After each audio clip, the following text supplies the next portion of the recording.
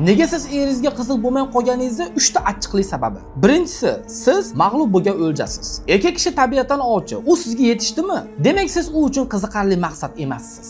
Ortiqcha harakat qilishdan to'xtaydi. Ikkinchisi, sizni qo'lga o'rgatib bo'lgan. Noshukursan degan manipulyatsiyasi orqali sizni aybdorlik hissiga botirgan va o'ziga qulay qilib moslashtirib olgan. Uchinchisi, ket olmasligingizni biladi. Sizni sabringiz uni bee'tiborligi uchun yashil chiroq. Siz baribir uni yonidasiz. Unga yana nima kerak? Eng qizig'i, bir vaqtlar siz uchun jonini ham berishga tayyor edi. Ya'ni o'ljasining ketida yugurib yurgan och kabi. Chunki u vaqtda siz qadrli va shaxsiy chegarasi bor ayol edingiz. Yechim nimada? Qaytadan qadrli va shaxsiy chegarasi bor ayolga aylanish orqali undagi ovchi instinktni qayta uyg'otish. Buni qanday amalga oshirishni esa men Erni o'zgartirish san'ati kitobimda batafsil ko'rsatdim. Bu shunday kitobki, bu kitob psixologlarni erni o'zgartirib bo'lmaydi degan fikrlarini sindirib, hech qanday praktikalarsiz muammoga real yondoshgan holatda yechish usullari ko'rsatilgan. Bu shunchaki kitob emas, bu sizning munosabatingizni qutqaruvchi yo'riqnoma. Ushbu kitob maxsus yopiq Telegram kanalida PDF va audio formatda yuklangan. Va shu bilan birgalikda u kanalda ayollar hamjamiyati tashkil qilinishi bilan birgalikda